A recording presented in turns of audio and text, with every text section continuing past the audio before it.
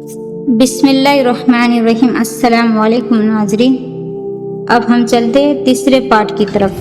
قصی ابن کلاب کے 4 بیٹے تھے، ان میں سب سے بڑا کا نام عبد الدار تھا اور اس سے چھوٹا کا نام عبد مناف تھا۔ جب قصی بوڑھا ہو گیا تو اس نے کعبہ کے سارے مناصب اپنے بڑے بیٹے عبد الدار کو دے دیے، لیکن کچھ مدت کے بعد عبد الدار اور عبد مناف کے اولاد نے یہ عہدے آپس میں بانٹ لیے۔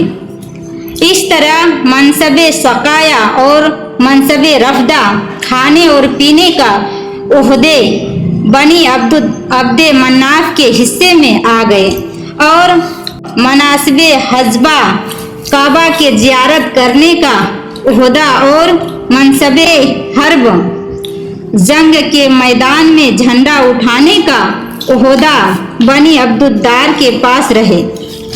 عبد مناف کے بڑے لڑکا کا نام عبد شمس تھا۔ بنی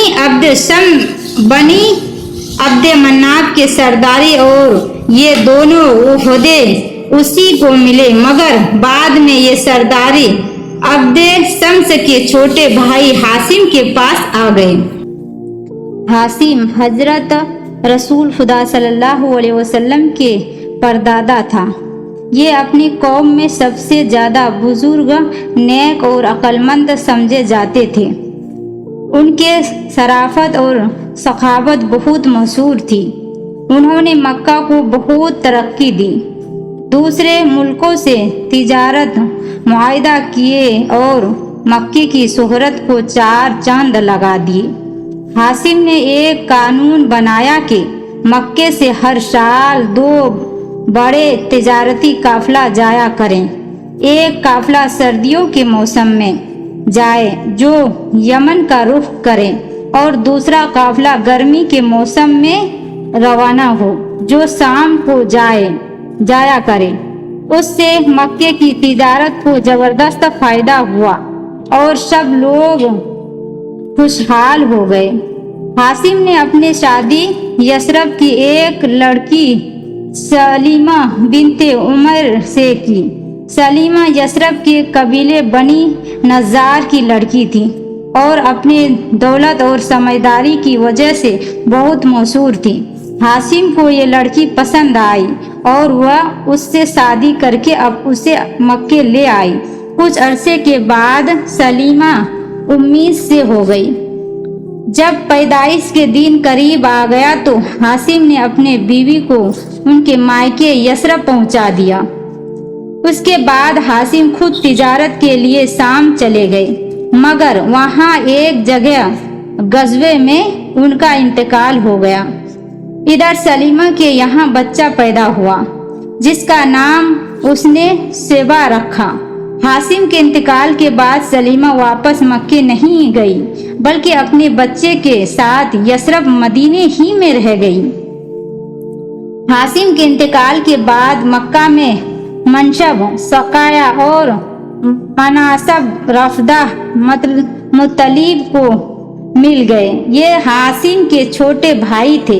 ہاشم کے انتقال کو 6-7 سال گزر گئے۔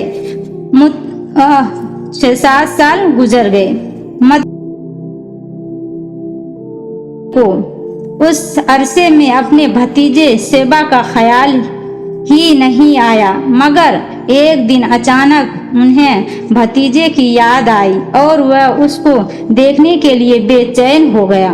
وہ فوراً مدینے کو روانہ ہو گیا اور سیدھا سلیمہ کے پاس پہنچی۔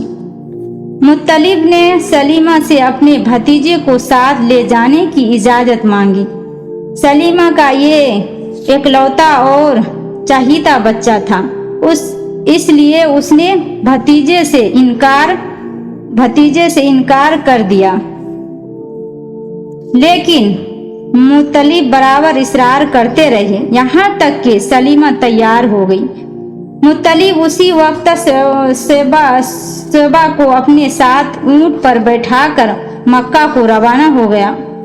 جب مطلب مکے میں داخل ہوئے تو لوگوں نے دیکھا کہ ایک لڑکا مطلب کے ساتھ اونٹ پر بیٹھا ہوا ہے۔ मक्के वालों ने शोभा को कभी देखा नहीं था, इसलिए वह समझे कि मुत्तलिब अपने लिए कोई गुलाम खरीद लाए हैं। ये समझकर लोगों ने एकदम पुकारना शुरू कर दिया, अब्दुल मुत्तलिब, अब्दुल मुत्तलिब, अब्दुल मुत्तलिब का गुलाम, मुत्तलिब का गुलाम। मुत्तलिब ने फौरन लोगों को बताया कि ये मेरा गुलाम नहीं बल्कि मेरा भतीजा शेबा है, मैं उसे मदीने से लेकर आया हूँ। इस तरह लोगों को शेबा की असलियत तो मालूम हो गई, मगर उनका ये नाम कुछ ऐसा चला कि शेबा इसी नाम से मशहूर हो गए, यहाँ तक कि लोग उनका असल नाम बिल्कुल ही भूल गए।